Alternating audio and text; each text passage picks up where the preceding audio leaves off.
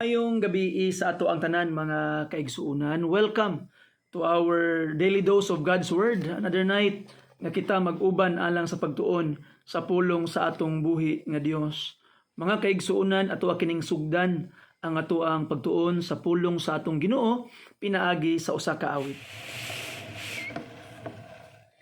Ang kalag ko gianod sa dagat sa sala, sa mapintas nga balod, way kagawasan ko. Ug sa walang madugay sa akong pagtuaw, giluwas ko sa galon sa dagat. Gugma sa Diyos, gugma sa Diyos, kana ko nagluwas ang gugma niya. Gugma sa Diyos, gugma sa Diyos, kana ko nagluwas ang gugma niya. Kang Jesus gitugyan na king kasing-kasing ko, ug sa iyang gugma lang magkinabuhi ko. Ang tanan kong katakos ihalat kang Jesus, kay matuod siyang gugma ug may gahom. Gugma sa Diyos, gugma sa Diyos, kana ko nagluwas ang gugma niya. Gugma sa Diyos, gugma sa Diyos, kana ko nagluwas ang gugma niya.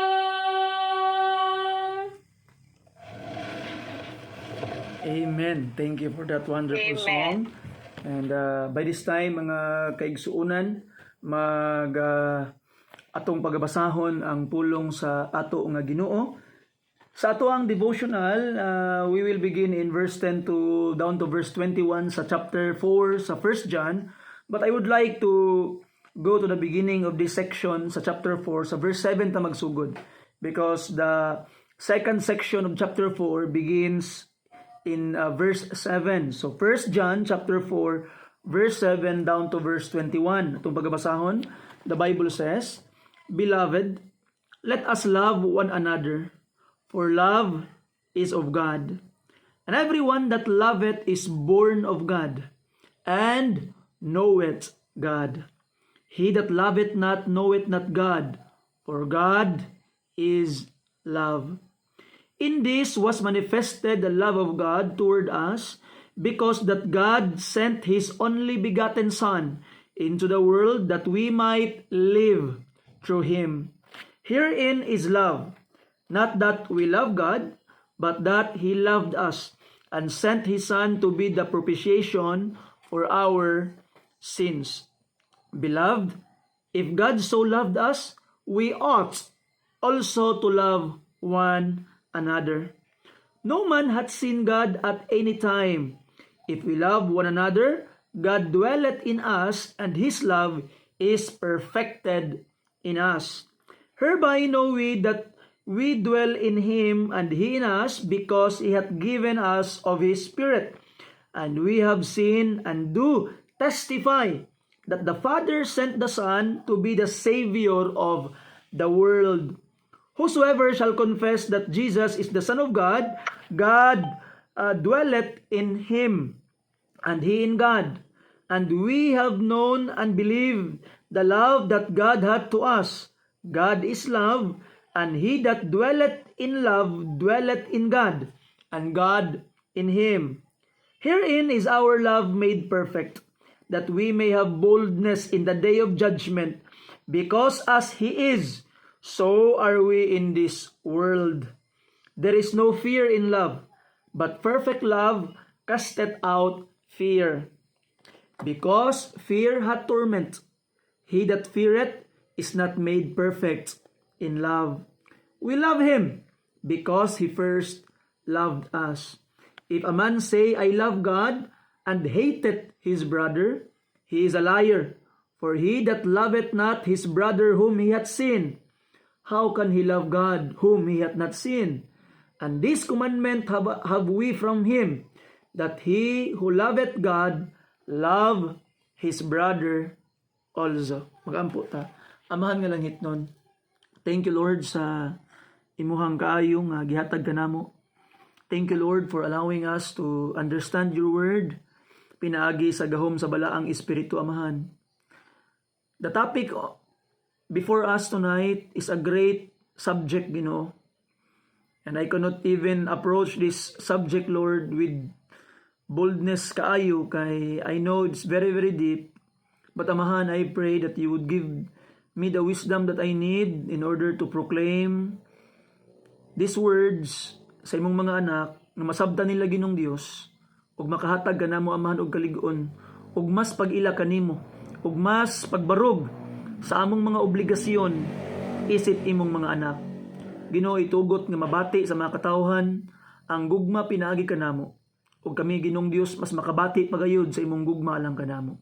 Salamat, Amahan, sa imong paghatag og kadaugan nining takna sa kagabion.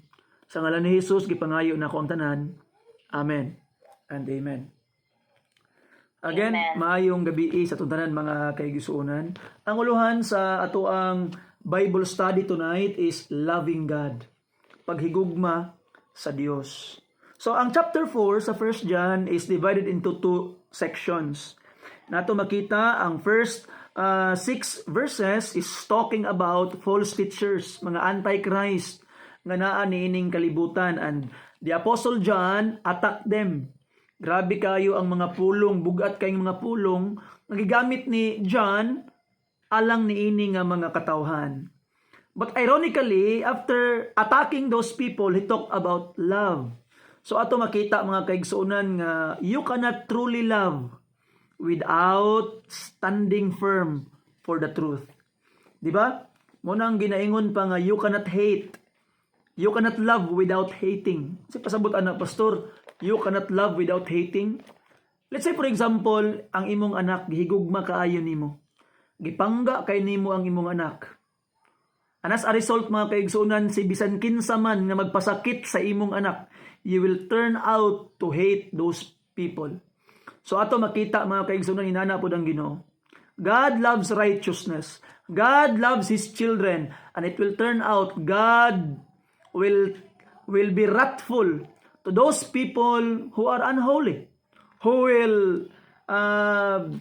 separate themselves to the holiness of God and deliberately going against His law. In fact, naga ni impierno ngano man, because God hates sin. So ato makita mga kaigsuonan that in the biblical perspective, hating and loving you cannot separate that two. But you must have a fundamental understanding niya na nga mga butang in order to be rightly applied sa atong mga kinabuhi. Because as human beings, we tend to overemphasize hate and put love aside. And that's a problem mga kaigsuonan. And that is something na dili dapat mahitabo. Now, ang second section sa chapter 4 in verses 7 to 21 is divided into two subsections. The first section mga kaigsuonan is talking about, the first subsection is talking about God's love for us. And God as love. And the second section is talking about our response. Kay ato ang response niana nga gugma sa Ginoon. I wish to talk about that tonight mga kaigsuonan. So ako aning hinahinayon, tutanawon ang mga verses para ato agyong masabtan mga kaigsuonan kay namang gigahom ang pulong sa ato nga Ginoo. So first of all, in verse 7, look at this, beloved, let us love one another. So meaning, to love one another is a command. Isugo ta nga muhigugma sa usag-usa. So what is the basis? For love is of God, and everyone that loveth is born of God and knoweth God. So the basis of us loving one another because God is love and love is of God. And atong makita di ay nga ang paghigugma mga kaigsuonan is one of the fundamental proof nga ang usa ka tawo luwas na. Tanawa, and everyone that loveth is born of God and knoweth God. So mga kaigsuonan, ang usa ka tawo walay katungod nga moingon nga nakaila siya sa Dios og siya na born again na, born of God already, if that person do not love. So mga kaigsuonan, sometimes Christianity is atong ginahimo bitaw nga club and organization, just like a fraternity, that we only love the people around and accept people we like without extending this love to the world. But mga kaigsuonan, first of all, we are commanded to love one another because love is of God, gikan na sa Dios. And mumanifesto nga kita tinuod nga luwas o tinuod nga nakaila sa Dios kung doon natay gugma. And look at verse 8, he that loveth not knoweth not God. So klaro ni John, for God is love. So importante kay nga ato ning i-define mga kaigsuonan. First of all, I wanted to give a very very important application sa kaning God is love. Kabalo ba ka nga kaning God is love talks a lot of things about our God. Ato makita no nga because God is love man, it proves the Trinity. So mugawas ako gamay sa subject ha. Importante kay nitong masabtan. It proves the Trinity. God is love. Ngano man? Tanawa ha. God is love meaning He loved someone. Kaya kanima kung love mga kaigsuonan, you cannot be love or you cannot love without someone nga imong higugmaon. So kung ikaw ra isa, I am love, dili nimo pwede nga matawag imong kaugalingon nga gugma or mohigugma ka kung walay subject sa imuhang gugma. Na mga kaigsuonan, from the very beginning, God is already called love. Gitawag na siya nga gugma. He is love. Wala na ingon ang Bible nga God loves. But He Himself is love. Gugma siya. Kaya kung God loves lang, ang Diyos muhigugma. Pero God is love, ang Diyos mismo gugma. And God cannot be loved without loving someone. Now mga kaigsuonan, from the very beginning of history, okay, from the very beginning of time, rather, dili niyo matawag o gugma ang Dios kung siya ra isa. Kung isa ra ang person in the unity of the Trinity. Di ba? O tinuod pa nang ginaingon sa mga oneness that the one being of God has only one person. Mali ning giingon sa Bible nga God is love. Because if He is only one person in the beginning of time, kinsa man nang iyang higugmaon? You see? So you cannot call Him love. But because in the unity of the Trinity, in the complexity of the unity of the being of God, there are three persons. The Father, the Son, and the Holy Spirit. And because there are three persons in the one God, then we can rightly call Him as God is love.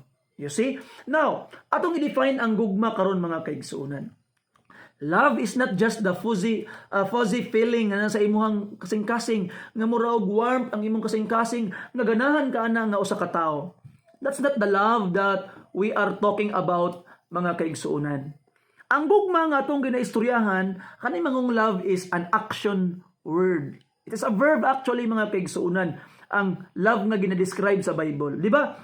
Ang Ginoo gisugo niya ang tao nga pag hinigugmaay kamo. Di ba? Love one another. Love your neighbor. Love your whosoever. Ginasugo sa Ginoo.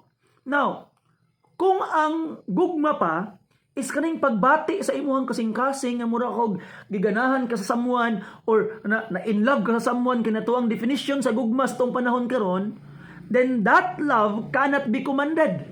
Ngano man, how can you command someone to feel something nga dili niya gakabati? So ato makita mga kaigsuonan that love is not a feeling nga naas to ang kasing-kasing. Love mga kaigsuonan is an action. atong makita nga it is an intention that you wanted to see the best for others. Imuhang gina-intend nga makaangkon sa ilahang well-being, makaangkon sa kaayuhan ang mga katawhan sa imong palibot. Ginapakita ni imong gugma, you are doing good things to them. That is what love nga to ang ginahisgutan diri mga kaigsuonan. It is not just a mere feeling. Kay kung mere feeling pang love, dili na siya pwede isugo sa Ginoo. Because how can God command us to feel something wala sa tong kasing-kasing? But because love is an action, something that we do, then you can command love. You see? And ato makita mga kaigsuonan that I hope by the grace of God na anak nga gugmas tong kasing-kasing natanawa. So ang Ginoo, pag ingon niya og love, giprove pod niya nga action. Di lang kay na ginabati niya sa iyang kasing-kasing. Tanawang verse 9, in this was manifest the love of God toward us. Giunsa kuno pagpadayag ang gugma sa Dios? Because that God sent His only begotten Son into the world that we might live through Him. So ato makita mga kaigsuonan nga sa diha nga nag-ingon ang Dios nga gihigugma ta niya. He did something na say gibuhat mga kaigsuonan. So we can only prove our love by doing something. Mauna nga walay pulos ang pag-ingon og I love you kung dili makita sa ato ang mga binuhatan. Walay pulos ang moingon ka nga gihigugma ti ka, gipangga ti ka kung dili makita sa action mga kaigsuonan. Because it is better for us to see the actions of those people nga nahigugma kanato rather than hearing those things only through their words. So mga kaigsuonan, I hope by the grace of God, starting today, we communicate our love not only by our words, but also with our actions. And that's very, very important mga kaigsuonan because God communicated His love through His action. The love of God was manifest toward us. God sent His only begotten Son to the world that we might live through Him. Mabuhi ta pinaagi niya. Because we are already in our way to hell. Paingon ta impierno mga kaigsuonan, but God, because of love, and because that love is an action na sa gibuhat para nato. And I hope by the grace of God, we do the same thing. Look at this, verse 10. Herein is love, not that we love God, but that He loved us and sent His Son to be the propitiation for our sins. Tanawa gud mga kaigsuonan, lahi gid kayo ang Christianity sa uban nga mga relihiyon. Kaya ang ubang mga relihiyon, mga kaigsuonan, ang ilahang gitawag nga ginabutang ang nakafocus sa ilahang teaching, unsaon nako paghigugma ang Ginoo, unsaon nako pagpangita sa Ginoo, unsaon nako ang gitawag, unsaon nako nga unsa kong mabuhat para sa Ginoo. So morning three fundamental things nga imong makita sa ubang mga relihiyon. You see, unsaon paghigugma ang Ginoo, unsaon pagpangita ang Ginoo, unsa ang angay mabuhat para sa Ginoo. So in Christianity mga kaigsuonan, these three things are important but they are not the main thing. Okay? So kani sila nga mga butang is sub-issues lang. Ang pinaka-center sa Christianity is unsa ang gibuhat sa Dios alang kanimo, alang kanato. Unsa ang paghigugma sa Dios alang kanimo. Giunsa ka pagpangita sa Dios. You see? So bali mga kaigsuonan. Now atong makita that Christian religion is centered to God. Yes, it's good to love God. Yes, ato nang ginhigugma ang Ginoo. But why we love Him? Because He first loved us. Nakauna gid sa iyaha. You see, atong gipangita sa Ginoo, and the very fact that we are seeking God is because He first found us. Kay siya ang nanguna, siya ang naghimo og una nga initiative to be reconciled to us, mga kaigsuunan. Di ba? Ang atong prinsipyo, kung kinsa ang nakasala, siya ang pinakauna nga muduol. Di ba? So, unsa man ang gibuhat sa Ginoo? If you would read the entire Bible, mga kaigsuunan, He came to seek and to save that which was lost. He reconciled Himself to God in Christ. You see, atong makitaan mga He reconciled us to God in Christ. So atong makitaan, and that it's found in Romans chapter 5. So atong makita, no, di ba, dapat kita ang una mo duol sa Dios? Di ba kita ang unang magpakiluoy sa Ginoo kay kita ang nakasala? But mga kaigsuunan, kung maghulat ang Ginoo kano sa ta mo duol, di ta mo duol niya. That's why He made the first initiative. Tanawa ang pulong sa Ginoo. Verse 10 again, herein is love, that not that we love God. Di tungod kay akitan higugmas Ginoo, but that He loved us and sent His Son to be the propitiation for our sins. Kanang propitiation, mga kaigsuunan, is to appease, para mawala na ang gitawag nga atong penalty, ang kapungot sa Dios sa atua.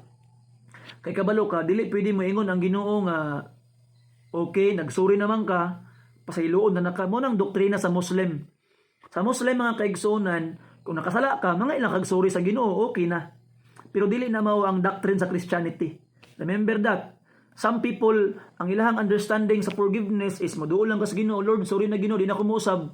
Okay na, no.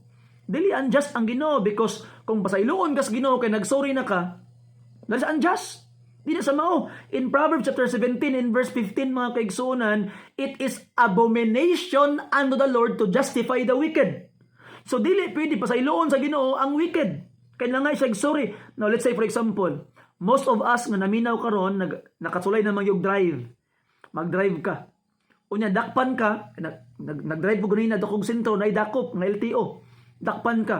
Ano tong LTO? Oy, tanawa ra gud nimong gibuhat o mali nimong gibuhat. Na kay violation. Mo na din ka nga, sige sir, sorry kay sir. Promise sir, pag abot na kong unahan unya, ako na yung tarungon. Dili na gid ko magbinadlong sir. Magtarong na gid kog drive. What will happen? Wala ba ang taga-LTO nga, okay, sige ha, promise ni mo na ha, nga tarungon na nimo? No. You see? The promise you will make na magbago na ka doesn't erase the sins of the past. So, kung itong Bible, tanawa, I will change the Bible in the new leaf. You see? Pag change ako sa new leaf, bisan nan ako sa Jude, it doesn't erase 1 John. You see? So atong makita, mga kaigsuunan, that the good things we do today doesn't remove the sins of yesterday. So, dili na ang Christianity.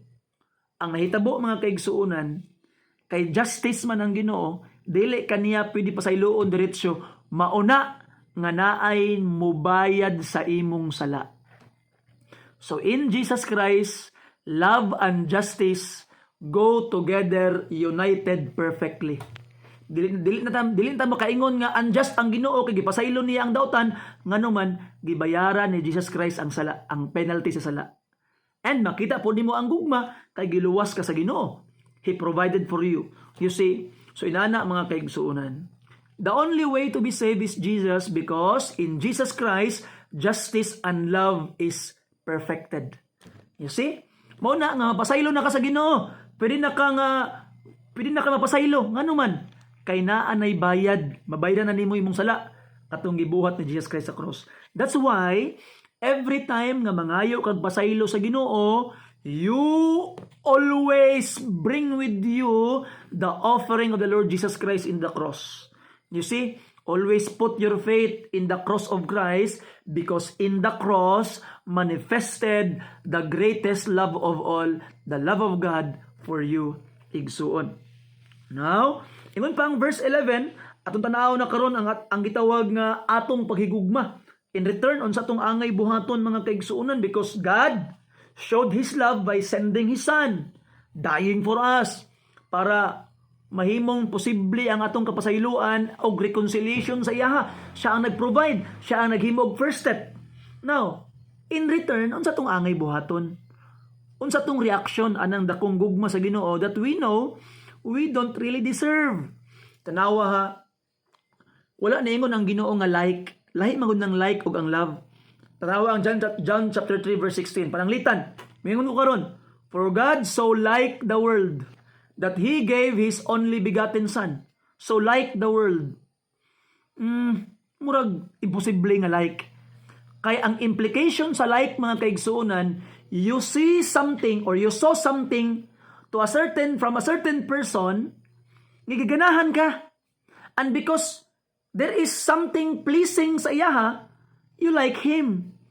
And that is the love nga ginadescribe sa mga young people tung panahon karon. It is like, ay ganahan ko sa iya nga naman, butan kay siya. Ay ganahan ko sa iya kay nga naman, gwapo kay siya. Ay ganahan ko sa iya nga naman, gwapa siya. Ay limpyo siya. Ay unsa ni? Like. Now look at this mga kaigsunan. What are the things nga makaingon ka nga kanina ko nga personality, malike ko sa Ginoo ani? Sa pag-unsa pa nimo kabuutan siguro nga Kristohanon, di ka makaingon nga kani nga pamaagi sa imong kinabuhi, malike kas Ginoo. You see? Because if we will be honest, we are depraved, we are sinners. There are something wrong sa tuwa na mga sala sa tuwa mga kaigsunan, and if we are to be honest, we deserve God's wrath. So salamat nga dili like ang giingon sa pulong sa Ginoo, because there is no likable thing sa tuwa. Siguro kung ang ubang tao makalike ta, pero mga kaigsuonan, we are not good enough para malike ta sa Ginoo. But we praise and thank the Lord, love. And that love is unconditional. You see? Now, look at this. Verse 11, what should be the response sa nato, ana nga gugma sa Dios alang kanato mga kaigsuonan? Verse 11, beloved, if God so loved us, we ought also to love one another. We ought also to love one another. Ingon pa ni Jesus Christ in the book of John, nga mabawaan sa tibuok kalibutan nga kita mga disciples na. Why? Because we love one another. So ato makita mga kaigsunan, love is a very very vital part of Christianity. It is impossible to love God without loving the brethren. It will always go together. Mao bitaw na nga dili pwede maingon ang Kristohanon nga ay dinhilang ko sa balay, magampo lang ko sa balay, unya maghalad ko, unya gitawag nga magkanta ko ako sa kong balay, kay di ko moadtog simbahan, kay sa amo kay simbahan, dagbati kay mga tao didto, makasala ra ko didto, kay daghan kay mga dili maayo nga tao sa simbahan, mao na magstay ko sa kong balay. It's impossible. Why? Because loving God always go with loving the brethren. And you cannot possibly love God without loving the brethren, mga kaigsunan. That's why we must be part of a local church. Pinaagi ni ini, we can show our love to our brethren. Kay murag circuit ba? Kinsay familiar anang kanabitaw magkuan ka, mag-connect ka og kanang sa battery bitaw ni suga. You see? Negative o positive. No, ato makita mga kaigsuonan nga musiga lang ang gugma sa Ginoo sa imong kinabuhi kung dili nimo putlon ang current or ang linya. Kinahanglan nakatap pud na sa gugma sa mga kaigsuonan, gugma sa katawhan sa Dios. Kay kung dili na nakatap sa gugma sa katawhan sa Dios, ang gugma mga kaigsuonan, dili musiga ang gugma sa Dios sa imong kinabuhi. You see? That is the way it is mga kaigsuonan. So it's very very impossible nga moingon kang gigugma nimong Ginoo pero wala kay gugma sa imuhang kauban mga Kristohanon. So mga kaigsuonan, dapat naagi pagpinasayloay, naagi paghinigugmaay, especially in the household of faith. Pait kay pamalandungon nga in the household of faith naay panagbingkil nga wala nay pag-uliay. Natural man nga nay panagbingkil. Si Barnabas ug si Paul gani nagbikil sila in the book of Acts over John Mark. Pero in the further writings ni Apostle Paul, ato makit-an nga naa day reconciliation. Si Mark ug si Paul, ato makit-an that they were mentioned by Paul in his epistles, and even Paul called John Mark as profitable for him in the ministry. Nga in the book of Acts, suko man kay siya kay namiya si John Mark. So, dili gitawag nga imposible nga naay panagbingkil, panag-away within a Christian family or within a church, dili imposible nga walay panagbingkil na gyud na mahitabo, because we are humans and we have our own nga mga paglantaw og mga decisions sa mga kinabuhi. Pero if we are real believers, manguna gyud ang gugma sa ato ang mga kaigsuonan, because our God is love and there will always be a reconciliation. You see? So ato makita mga kaigsuonan nga we ought to love one another. Sumala pa sa pulong sa Ginoo. And the Bible says in verse 12, no man hath seen God at any time. If we love one another, God dwelleth in us, and His love is perfected in us. Wala pa man nakakita sa Ginoo. We haven't seen Him, but we don't need to see Him anymore. Kung nagpuyo na siya sa ato. You see? Unsa pa may pulos nga makita nimo ang dagway sa Dios karon, though according to chapter 3, makita na to siya one day face to face mga kaigsuonan in 1 John chapter 3, mga kaigsuonan, kung tanaw nimo ang verse 2, we can see Him as He is. Verse 2, last part. You see? Pero as of now, no need na nga makita pa nimo ang Ginoo, yang dagway. Why? Because He will live in us. Magpuyo siya sa ato. And we know that He already dwell in us if we love one another. So mga kaigsuonan, walay katungod ang tao nga moingon nga templo na siya sa Ginoo. Templo na kus bala ang espiritu, pero wala kay gugma sa usag-usa. You don't have the right to say that mga kaigsuonan. You would never have the right to say that. Those people who, di ba, usahay manggod mga kaigsuonan, maglibog kuaning ubang mga preachers ba? Kay ingnon ang unbeliever, kabalo ka kanay imong lawas, mag-inom-inom man ka, kabalo ka kanay imong lawas, templo manas bala ang espiritu. Hay templo, wa pa nagpuyo ang bala ang espiritu anang lawasa kay di pa naluwas. You see? Sometimes mga kaigsuonan, para lang gid ma-please ang mga tao, we will try to apply the word of God dislocated to them. No. You see? So atong dapat iingon, you need to be saved para kana imong lawas mahimo ng templo sa Ginoo, para ang Ginoo nga magpuyo nimo luwason kaniya gikan anang imong bisyo. Mo na tama. You see? So ang usahay kay nanguna na ba, ayaw pag inom-inom kay na templo biyan as imong lawas bala ang espiritu. Wa pa oy. Not yet. Because that person is not yet saved. So atong makita mga kaigsuonan that the only people who can claim that their bodies is the temple of the Holy Spirit is those people who love one another. May klaro nga giingon sa pulong sa Ginoo mga kaigsuonan. And I hope, and maybe some people will hear this and be offended, but it is what the Word of God says. I am just honest. Di na ako nilipod-lipuron ang pulong sa Ginoo to please anybody. I would tell the world kung unsa ang giingon sa Ginoo sa ako. Pinagi niya, and I will tell you. You see? And it's very, very important mga kaigsuonan. Maybe you are still hating someone today. Maybe you are still in conflict with someone. By the grace of God, as soon as possible, be reconciled with that person. You see now, giingon sa pulong sa Ginoo in verse 14, and we have seen, look at this, kaning gugma sa Ginoo bitaw, it is a testifying God. Ang atong gugma, testifying love. Nawa ha? And we have seen and do testify that the Father sent the Son to be the Savior of the world. The second manifestation mga kaigsuonan, nga naa na gyud nimo ang gugmas Ginoo. Nagpuyo na gyud ang Ginoo sa imuha. Why? You will testify Jesus to people. Imong i-share si Jesus, isulti nimo siya didto sa uban. Dili nimo himuong secret friend si Jesus Christ. Di ba ang ubang tao, ikaulaw si Jesus.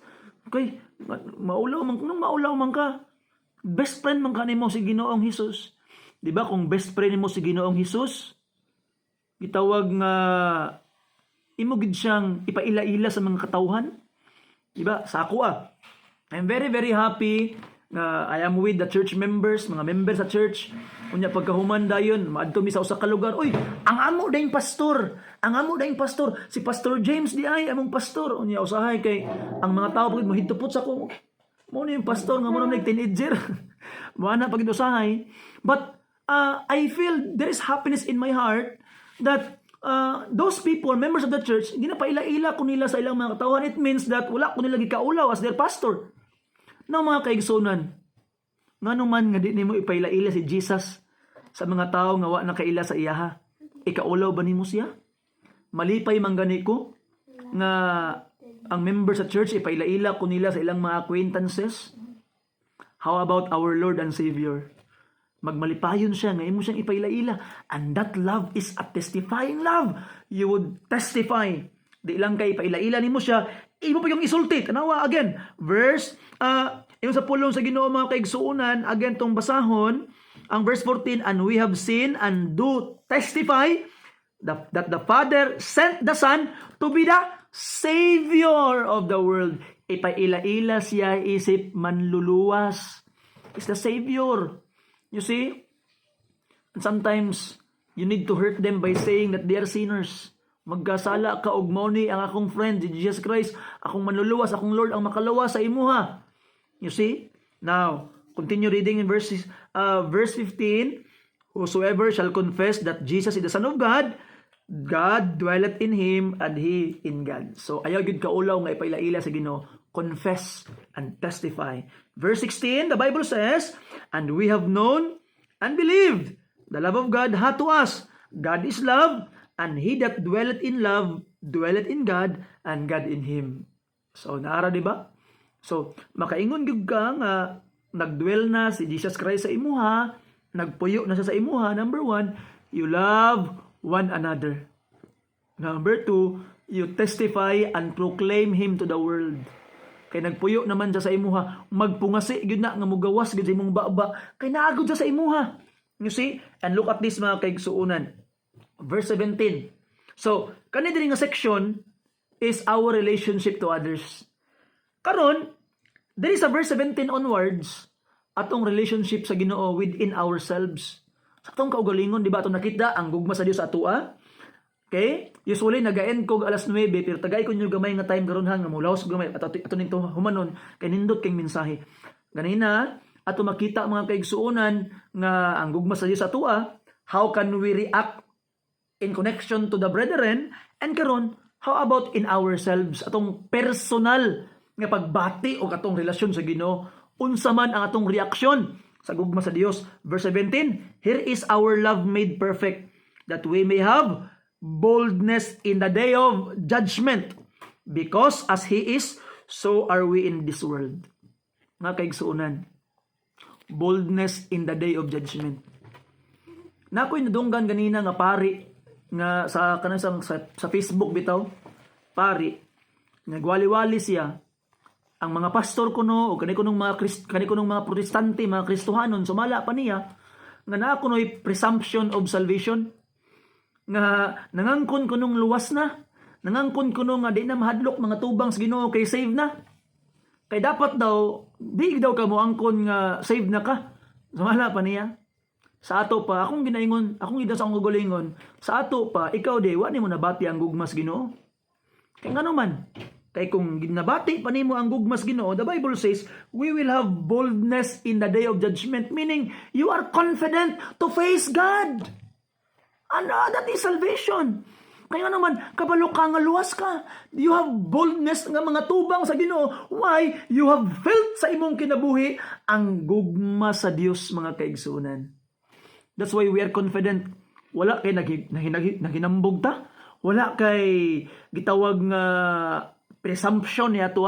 No, it is based on the reality and the fact that we have experience the love of God sa itong kinabuhi. We have boldness. You see? So mga kaigsoon, greatest gift, assurance. Ngano man, nabati nimo ang gugmas Ginoo. Di na ka mahadlok mga tubang sa Dios in the day of judgment. Why?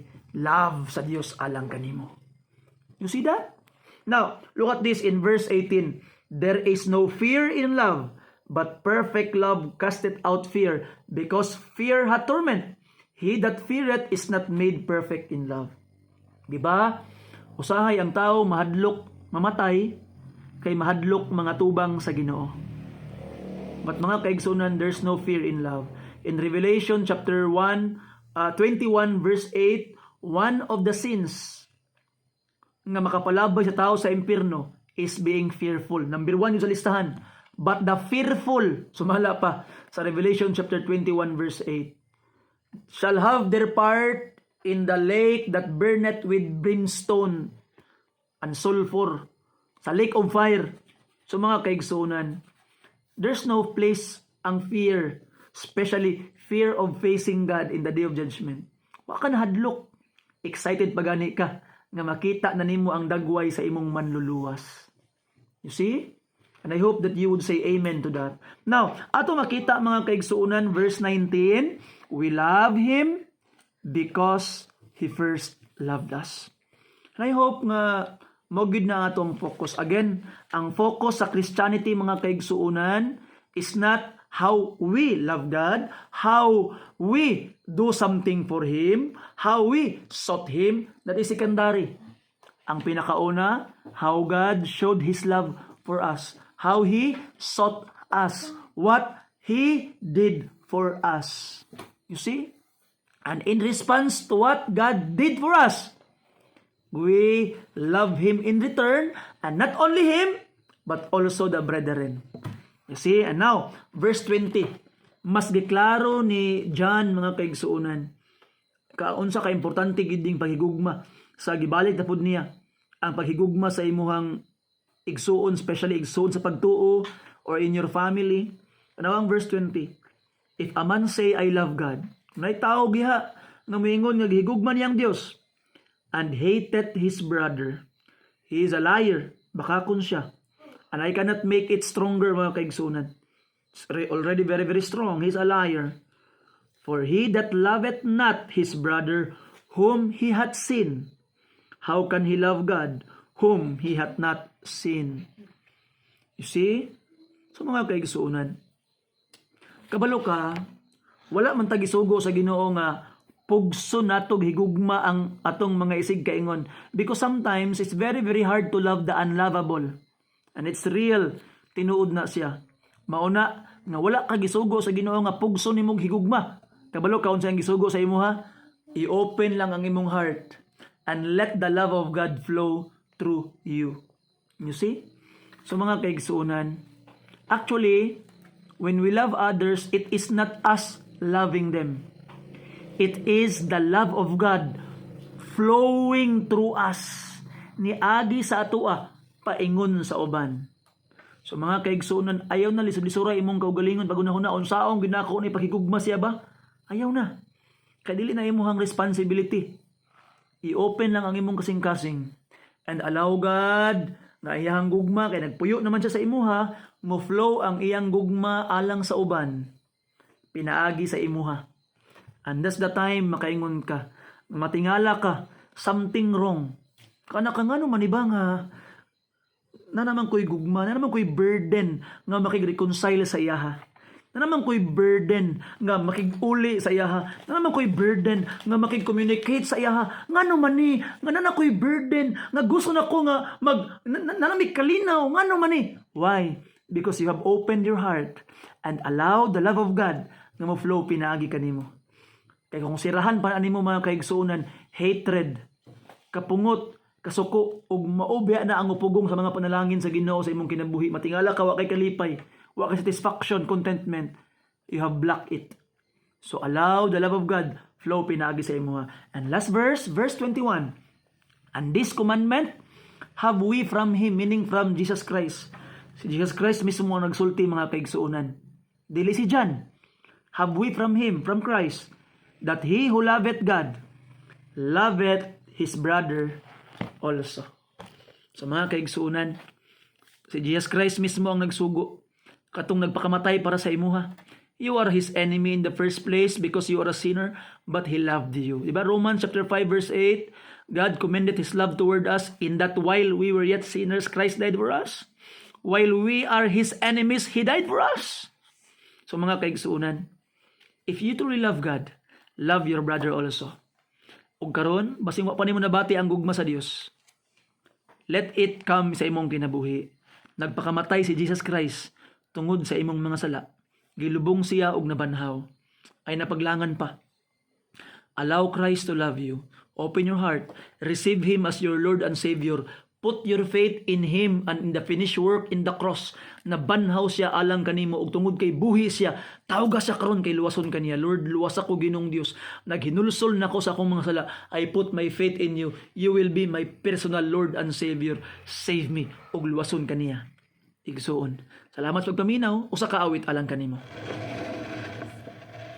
Sa pagsudong ko kang Jesus, ako natingalaman. Siya nahigugma ka nako, nga magkasasalaman. O kahibulungan gayon ang Ginoo kong Jesus. O kahibulungan gayon ang gugma sa manluluwas.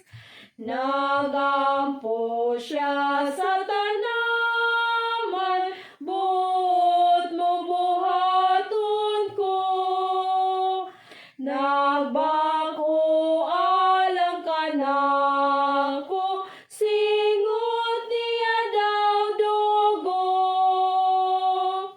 O kahibulungan gayon ang Ginoo kong Jesus.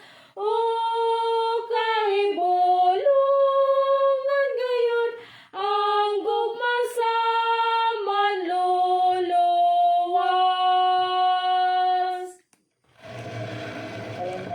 Amen. Salamat sa mga pag-awit. By this time, mag-ampo kita. Let's pray. Father in heaven, we praise and thank you, Lord, for your great love. Nagihatag nimo kanamo, Amahan. Ginong Dios, pagkadako gyud sa imong gugma, Lord, we are unlovable. And there's nothing in us you can find to love us, but you still loved us, Lord. And you have proved that love by giving your Son, Jesus Christ, to die for us that we might live.